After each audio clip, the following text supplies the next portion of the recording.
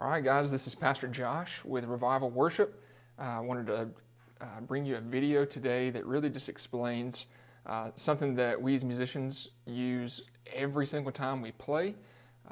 Revival Worship's musicians use this every single time they're on a stage or even during practice and rehearsal, and that is the circle of fifths. So we're looking at the circle of fifths here on the screen grab that I have here.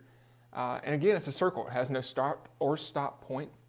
It's continual, it's infinite. And so no matter which direction we were to spin this circle, clock this circle a different direction, it would still be true. So we're going to talk about what the main benefit for the circle of fifths is, and that is that the interval, and that's a good vocabulary word for us, but an interval is just the distance between any two notes.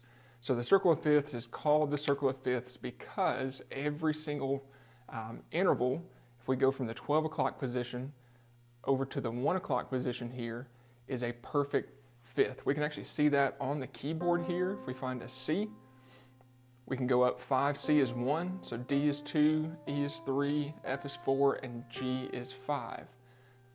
G is the perfect fifth of C.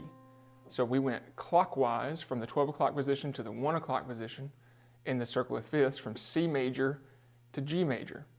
Also, when that happened, we added a sharp. C major is inherent that it has no sharps and no flats. That's the reason that we see this natural sign under the amount of accidentals that are in this particular key. And we move over to G major here that has one sharp, and that is F sharp. We can see our staff and our treble clef written out here. The sharp is on that fifth or top line, and that is an F sharp. Again, C, D, E, F, G, 1, 2, 3, 4, 5. G is the perfect fifth of C. We can do that again, going from G to D, just to verify that it's still in that perfect fifth. We start at a G, and we go up 5. 1, 2, 3, 4, 5. That ends us out on a D, which just so happens to be the very next key that we would run into on the circle of fifths, moving clockwise. Every time we move clockwise, again, we add a sharp. On this side of the circle, we're adding a sharp. So we go from G major with one sharp of F sharp to D major. It has two sharps. We have retained the first sharp from G major. F sharp is still there.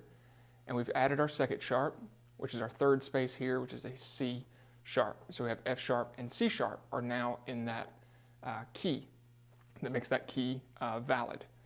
Again, we move up another fifth, we add another sharp, D to A. A is the perfect fifth of D. Add another sharp, still have F sharp, still have C sharp, and now we have added G sharp. And so this continues around the circle of fifths to 4 sharps with the key of E, F sharp, C sharp, G sharp, and D sharp. We can move to the 5 of E, which is B major.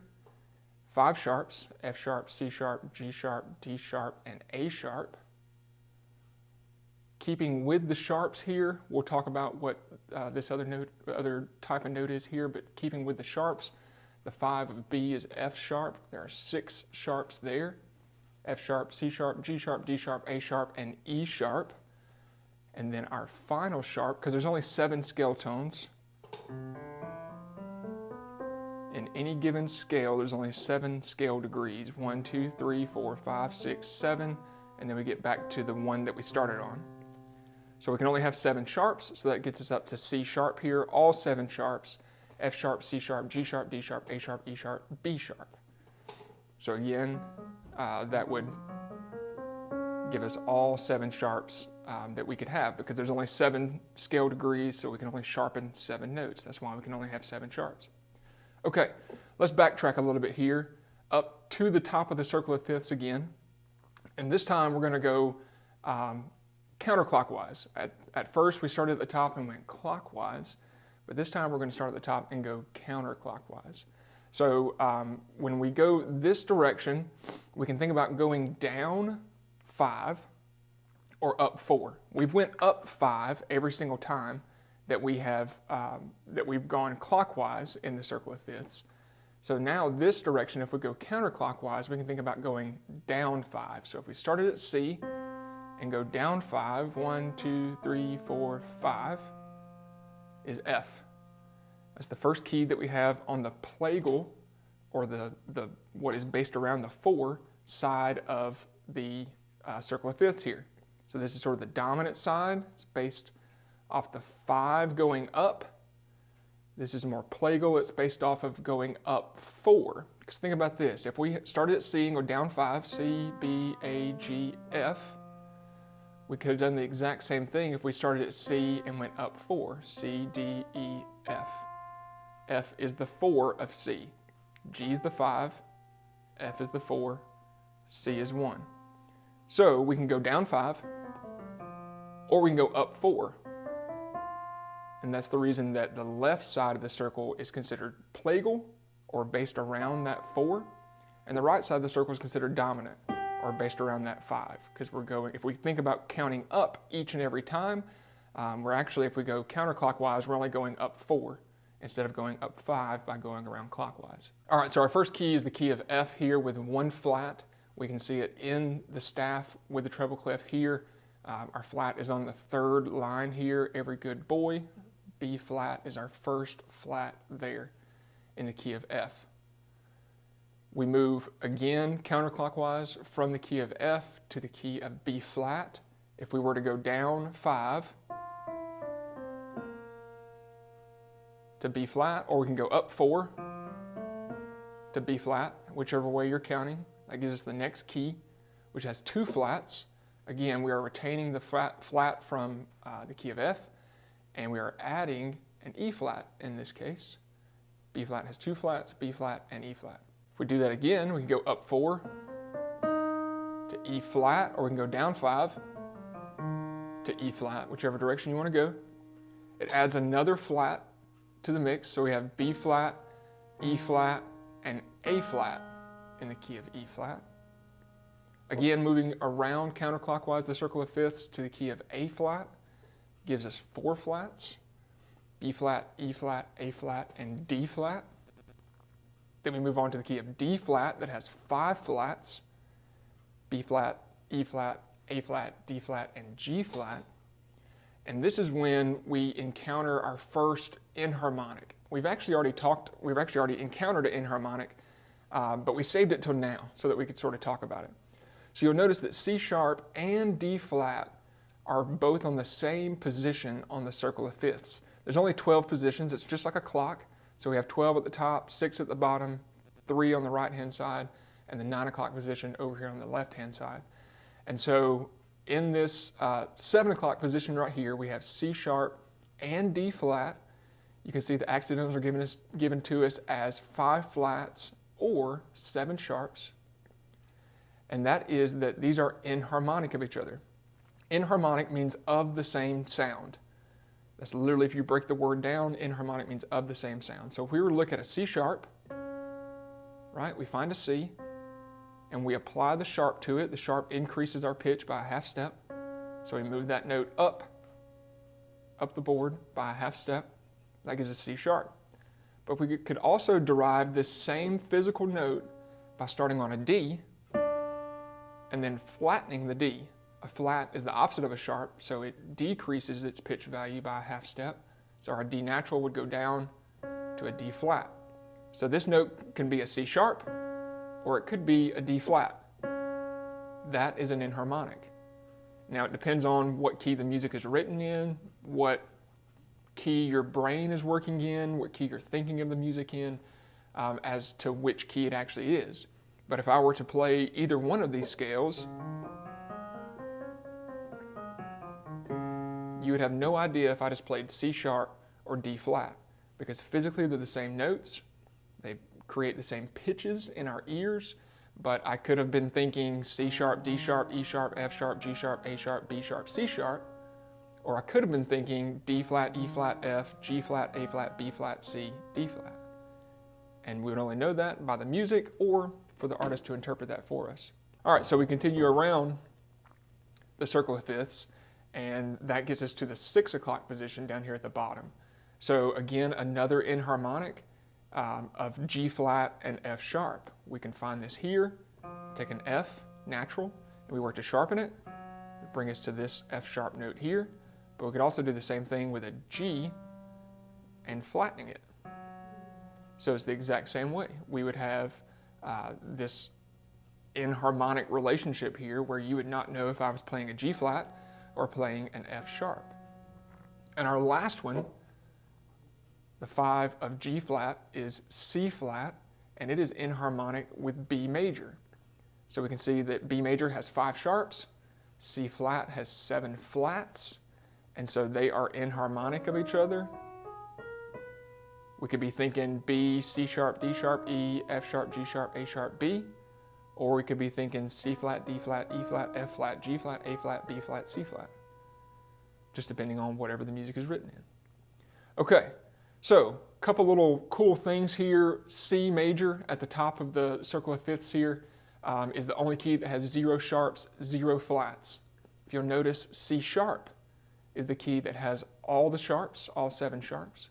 And C flat is the key that has all 7 flats.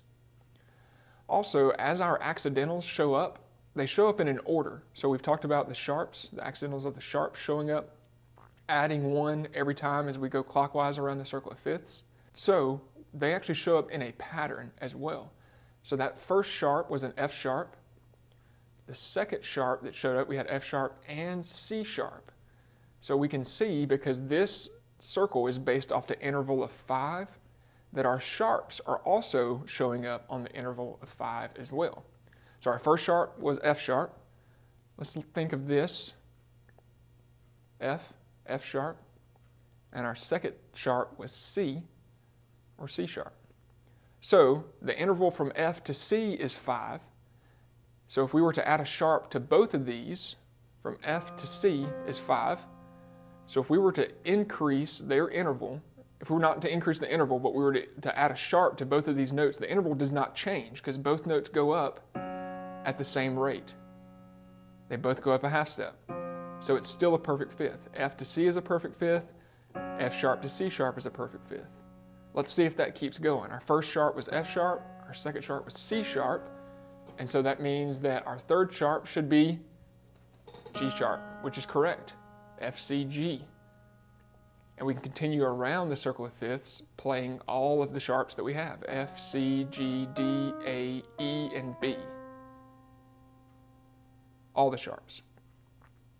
F, C, G, D, A, E, and B.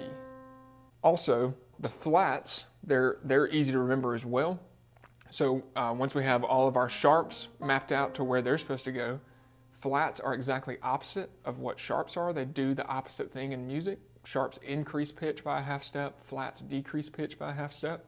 So if we have a list of our sharps, F, C, G, D, A, E, and B, then we can literally invert that list and have our list of flats. So the last sharp was B sharp. The first flat is B flat.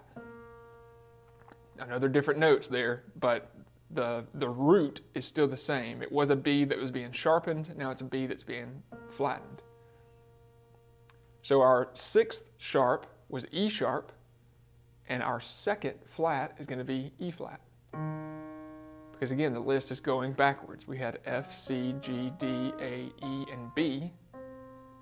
So now it's going to be B, E, A, D, G, C, F is the list of our sharps. So it's exactly opposite. Instead of F, C, G, D, A, E, B, it's B, E, A, D, G, C, F. The list is exactly opposite of each other.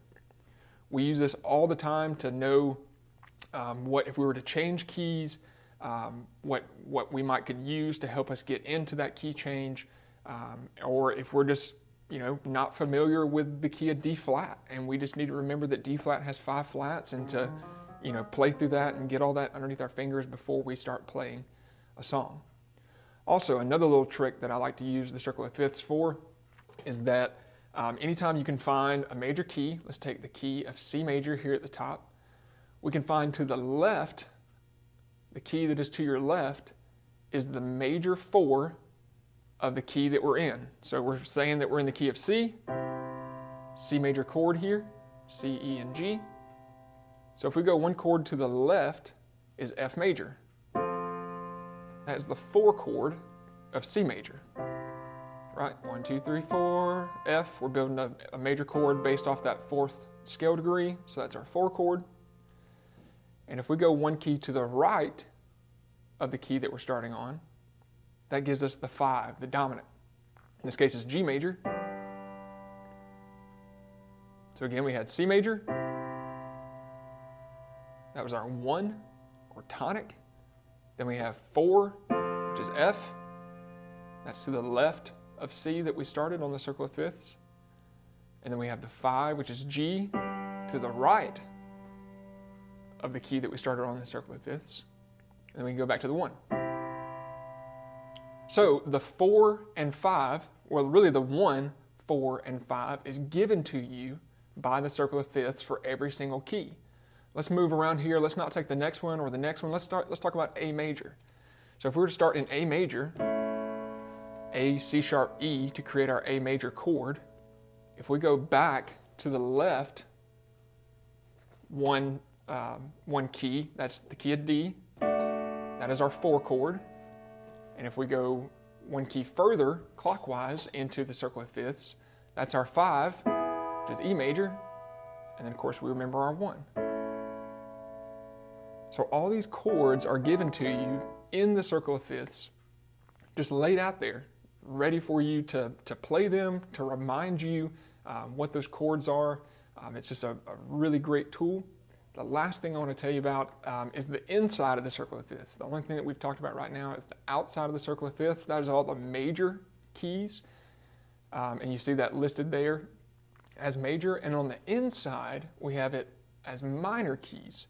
So there is a relative minor to every major key. Every major key has a minor relative. So that minor relative is always found in the 6th scale degree of any single key that you can think of. So let's take C major at the top here again. Seems to be the most simple. It's all white keys, so we can kind of lay it out pretty easy on the board here. So if we go up 6, 1, 2, 3, 4, 5, 6 is an A. So we can see that the minor relative, the natural minor relative of C is A minor. So if we wanted to play an A minor scale, we would simply play a C major scale, the notes of C major, but we would be starting and ending on an A. So instead of C up to C and then back down to C, we would start on A and go up to A and back down to A. And we can hear that minor quality in that scale as opposed to the major. Much brighter. Some people will describe it as happy. And then a little darker, or maybe even described as sad in the minor key. So this gives us the 6. So remember, we had the 1 and the 4 and the 5, and now we know the 6 of the key that we're in, all from this circle of fifths. And so we can go through the inside minors are based on a 5 as well. If we think about from A minor to E minor here, it's the same as A major to E major. A to E is a perfect fifth, A to E is a perfect fifth. Doesn't matter if it's major or minor or any quality of the chord or scale, doesn't really matter at that point. A to E is a perfect fifth, A to E is a perfect fifth. So that inside circle works on the same interval of 5 as well.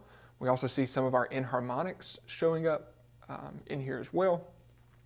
So this is just a great tool. I hope the circle of fifths is something that you are already familiar with. If not, I hope this video has been able to help you get a better understanding of the circle of fifths, how you can utilize it in your playing, how you can utilize it in your practice and your rehearsal, using it for songwriting or improv or whatever you're doing. The circle of fifths is a fantastic tool to have in your tool belt to be able to pull out at any time. Understanding the relationship of going from 4 flats to 4 sharps, and how that would work, how we could set that up, and how to make sense of that musically and make it sound good, can all be derived from the circle of fifths here in some shape, form, or fashion. So again, I hope you enjoyed the video. I hope you learned something. If you like the video, be sure to like it, follow us, and We'd love to be putting out more content for you guys. I enjoy making these videos for you guys. It edifies me. I hope it edifies you. And so we will see you next time. Thank you.